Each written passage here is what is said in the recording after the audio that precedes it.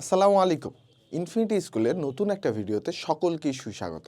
যারা আমার ছোট ভাইয়ারা আছো, যারা ক্লাস 8 থেকে এবার ক্লাস 9 এ উঠছো, তোমরা অলরেডি বই পেয়ে গেছো। অনেক নতুন অধ্যায় বই দেখছো, অনেক নতুন সাবজেক্ট সম্পর্কে দেখছো এবং তোমাদের মাথায় অনেক প্রশ্ন ঘুরতেছে যে আসলে কেমনে কিভাবে কি পড়বো, হ্যাঁ? তো আজকের আমরা এই ভিডিওতে বিষয় পরিচিতি নিয়ে আলোচনা করব যে ক্লাস 8 এ তুমি যে বইগুলো দেখছো এখান থেকে আসলে কি সাবজেক্টগুলো তোমার কাছে আসছে। ওকে। সো ক্লাস 8 এ তোমার কাছে বাংলা যে সাবজেক্টটা ছিল, বাংলার মধ্যে কি ছিল বলো তো ভাইয়া? সাহিত্যকণিকা একটা বই ছিল, আনন্দ পাঠ ছিল, বাংলা ব্যাকরণ ও নির্মিতি ছিল। বাট যখন ক্লাস 9 এ চলে আসছো তুমি, তখন তোমার এই অংশটার নাম হচ্ছে একটা হচ্ছে বাংলা সাহিত্য, সেকেন্ডলি যেটা আসতেছে সেটা হচ্ছে বাংলা সহপাঠ এবং লাস্টলি যেটা থাকতেছে সেটা হচ্ছে বাংলা ভাষার ব্যাকরণ, এবং এই দুইটা মিলে তোমাকে বলা হবে বাংলা ফার্স্ট।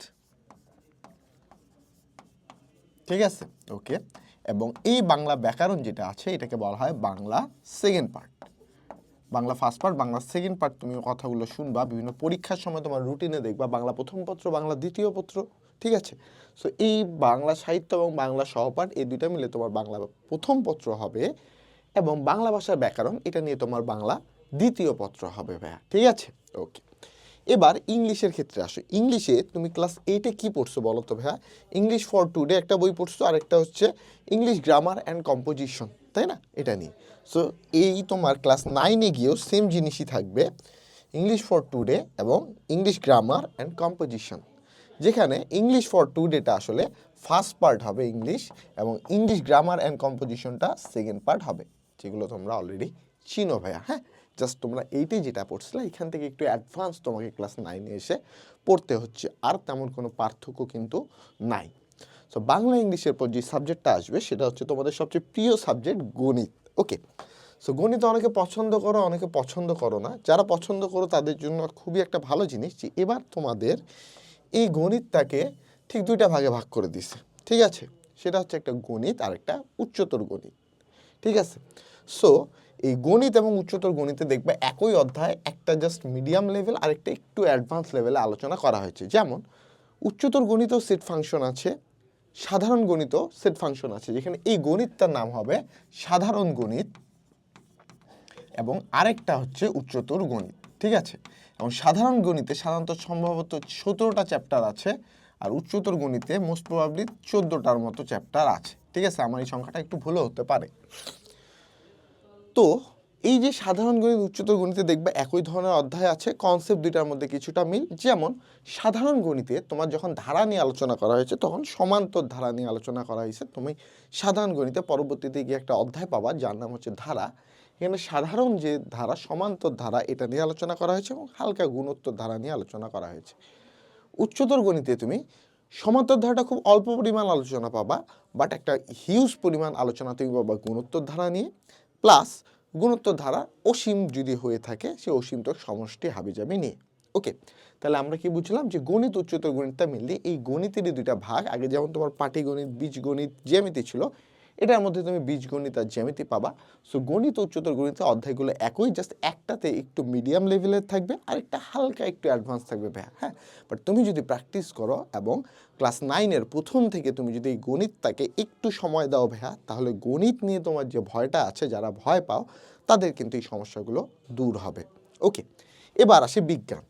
তুমি ক্লাস 8-এ বিজ্ঞান পড়ছো, সো বিজ্ঞানে যখন তুমি কোনো ভিডিও দেখছো তোমার বড় ভাই বা আমাদের গাইডলাইন, সেখানে আমরা বলতাম যে এই বিজ্ঞানে কিন্তু ভাইয়া পদার্থবিজ্ঞান, রসায়ন, তোমার জীববিজ্ঞান এগুলো আছে। তুমি তখন কনফিউজড হয়ে যাইতে যে আসলে ভাইয়া কি এগুলো কি। সো এই যে তোমাকে ইন্ট্রোডিউস করা হচ্ছে পদার্থবিজ্ঞান, রসায়ন, জীববিজ্ঞান ক্লাস 9-এ এসে।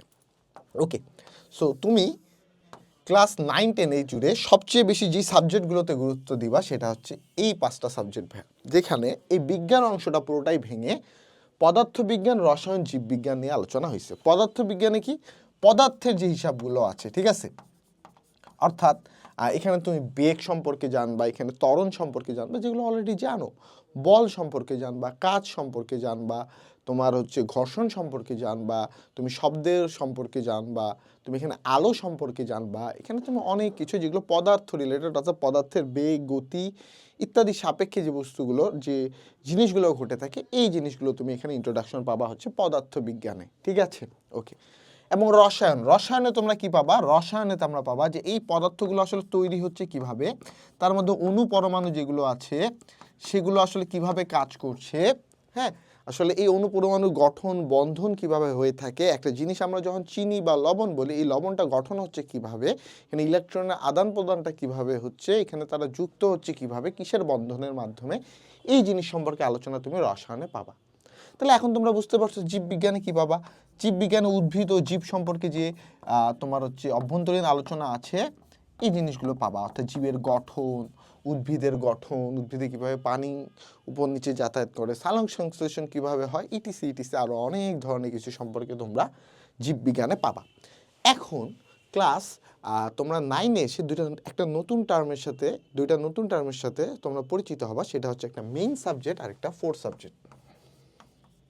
একটা মেইন সাবজেক্ট আর একটা ফোর্থ সাবজেক্ট, ঠিক আছে। আসলে এই জিনিসটা কি, এটা তোমার জিপিএ এর ক্ষেত্রে একটা ভেরিয়েশন নিয়ে আসবে, সেটা হচ্ছে আমরা পরবর্তীতে আলোচনা করব আমি আমার যে কোনো ভিডিওতে, যে মেইন সাবজেক্ট আর ফোর্থ সাবজেক্টের ফলে জিপিএতে কী ধরনের ঘটনা ঘটে। যেহেতু আপাতত তোমরা এখনও ফর্ম ফিল আপ কিছু করোনি, বাট অনেকেই আগে থেকে ডিসাইড করে রাখো। সো মেইন সাবজেক্ট ফোর্থ সাবজেক্টের হিসাবটা যদি বলি, সাধারণত এই যে সাবজেক্টটা আছে ভাইয়া উচ্চতর গণিত এবং এই জীববিজ্ঞানের মধ্যে এই দুইটা জিনিস নিয়ে সবাই এই মেইন সাবজেক্ট ফোর্থ সাবজেক্টে খেলাটা খেলে। তার মানে পদার্থবিজ্ঞান, রসায়ন, গণিত তোমার মাস্ট থাকবে। এখন তুমি যদি চাও যে ভাইয়া এই দুটার মধ্যে যে কোনো একটা তোমাকে মেইন সাবজেক্ট নিতে হবে, তুমি চলো উচ্চতর গণিত তুমি মেইন সাবজেক্ট নিলা, তাহলে তোমার ফোর্থ সাবজেক্ট হয়ে যাবে জীববিজ্ঞান, ঠিক আছে। আচ্ছা, তুমি যদি জীববিজ্ঞানকে মেইন সাবজেক্ট নাও সেক্ষেত্রে তোমার ফোর্থ সাবজেক্ট হয়ে যাবে উচ্চতর গণিত। তার মানে কি আমার এই দুইটা সাবজেক্ট নিতেই হবে? যারা একান্ত এই দুইটা সাবজেক্টে যে কোনো একটা সাবজেক্ট পারো না তারা কি করবা? দেখো এই দুইটার মধ্যে একটা তোমাকে মাস্ট নিতেই হবে, এবং এই দুইটার মধ্যে যারা একান্তই কিছু পারো না বা একান্তই যার দ্বারা সম্ভব নয়, অসম্ভব কোনো কিছু না, তুমি চেষ্টা করলেই পারবা, জীববিজ্ঞানও তুমি চেষ্টা করলে পারবা, উচ্চতর গণিতও চেষ্টা করলে পারবা। তো একান্তই যাদের দ্বারা সম্ভব না, যারা খুবই বেশি ভয় পাও, তাদের ক্ষেত্রে অপশন থাকে, এই ফোর্থ সাবজেক্টের অপশন থাকে হচ্ছে কৃষি, ছেলেদের জন্য কৃষি, মেয়েদের জন্য গার্হস্থ্য, ঠিক আছে, ওকে। তারপর আরও থাকে তোমার হচ্ছে কি আরও কিছু এরকম সাবজেক্ট আছে, বেশ কিছু সাবজেক্ট যারা এগুলো অপশনাল হিসেবে নিতে পারো। ধরো তোমার জীববিজ্ঞান পছন্দ না, তুমি জীববিজ্ঞান একান্তই পারছো না, সেক্ষেত্রে তুমি তোমার অপশনাল সাবজেক্ট হিসেবে কৃষি, গার্হস্থ্য, তারপর ওখানে কম্পিউটার আছে, হ্যাঁ, এরকম টাইপ সাবজেক্টগুলো নিতে পারো ফোর্থ সাবজেক্ট হিসেবে। সেক্ষেত্রে কিন্তু মেইন সাবজেক্ট তোমার উচ্চতর গণিত থাকবেই, হ্যাঁ।